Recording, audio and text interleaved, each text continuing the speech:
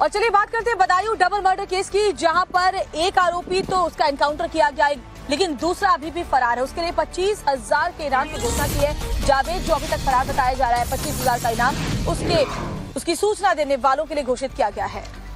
जावेद को पकड़ना पुलिस की टीम के लिए बहुत जरूरी है और जावेद की तलाश में आसपास के इलाकों में सीसीटीवी को भी खंगाला जा रहा है। आरोपी साजिद के एनकाउंटर पर सवाल उठाने के बाद इस पूरे मामले की जो मजिस्ट्रियल जांच के भी आदेश अब दे दिए गए हैं। तो बदायूं में मासूमों की हत्या का मामला जैसे जैसे वक्त बीत रहा है, लोगों का आक्रोश बढ़ता जा रहा है।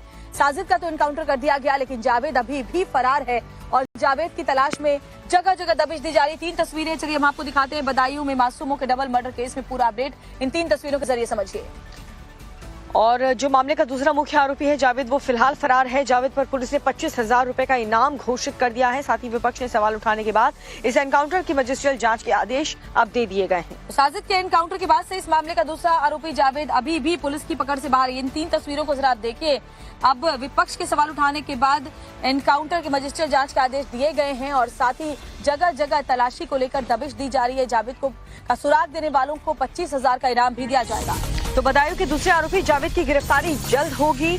आरोपी की गिरफ्तारी के लिए 4 टीमें एक्टिव हो चुकी हैं। ये बदायूं एसपी का बयान सामने आया।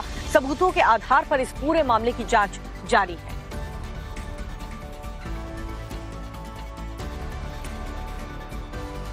हमारी 4 टीमें लगी हुई हैं जो दूसरे आरोपी है उसको गिरफ्तारी करने के लिए, और काफी कुछ हम लोग क्लू मिल रहा है जिसपे हम काम कर रहे हैं और हम प्रयास करते हैं कि जावेद फरार है अभी या आपने उसको पकड़ा है? नहीं, अभी उसकी गिरफ्तारी अभी नहीं हो पाई है। हम प्रयास कर रहे हैं। शुरुआती जांच में क्या निकल के सामने आया, किस लिए, मोटिव क्या था हत्या का? ये मोटिव अभी बहुत क्लियर नहीं हो पा रहा है, क्योंकि जो बच्चे हैं इनके परिवार के लोगों से अभी ऐसी स्थिति में नहीं है कि इनसे हम बहुत बात कर पाए।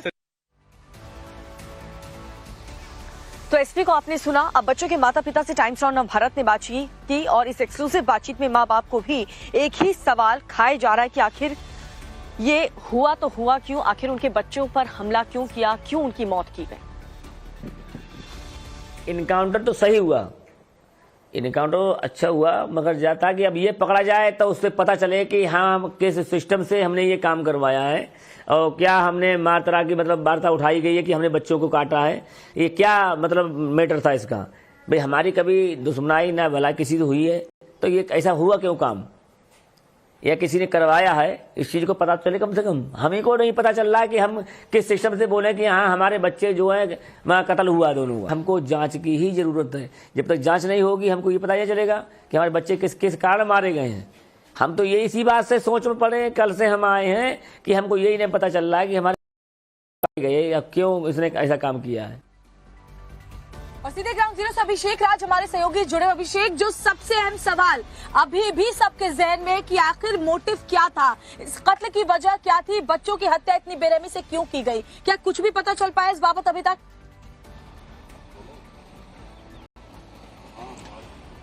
देखिए, बिल्कुल एक्शन पैक जो थ्रिलर मूवी होता है जिसके अंदर क्लाइमेक्स होता है, वैसा ही ये पूरा का पूरा एपिसोड है। यहाँ पर विक्टिम है, मर्डरर है, हथियार है, पता है कि जिसको मारा है वो कहां पे था, लेकिन मर्डर का मोटिव नहीं पता है। अभी इस पूरे सीन का क्लाइमेक्स चल रहा है, पुलिस अभी जांच कर रही है। पुलिस का कहना है कि जावेद पकड़ा जाएगा, वो सारी पोल खोलेगा, लेकिन इस पूरे एपिसोड से जावेद फरार है। जावेद कहां है ये किसी को नहीं पता। 4 टीमें लगाई गई हैं पुलिस की जावेद को पकड़ने के लिए, लेकिन अभी भी पुलिस जावेद की पकड़ से बहुत दूर है।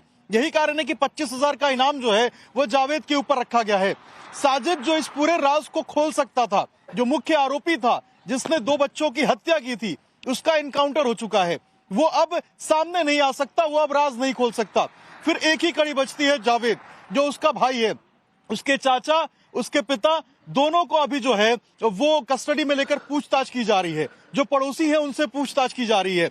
कल जब हमने उसकी पत्नी सना से बातचीत की, उसने बताया 15 दिन पहले वो अपने मायके आई थी। 15 दिन पहले तक साजिद बिल्कुल ठीक था, बात करता था, हंसता था, खेलता था, पैसों की कोई तंगी नहीं थी, ना ही मैं प्रेग्नेंट हूं, ये बात उसने कहा। तो आखिर 15 दिन के भीतर वो क्या परिस्थितियां आ गई, वो क्या चीजें बदली कि साजिद इंसान से जानवर बन गया और इस तरीके से 2 बच्चों की हत्या कर दी। बहुत उलझी हुई गुत्थी है। इस बड़ी खबर पर पूरे देश की नजर बनी हुई है और आपके माध्यम से जानकारी हम दर्शकों तक पहुंचाते रहेंगे। फिलहाल आपका बहुत बहुत शुक्रिया इस जानकारी के लिए। और चलिए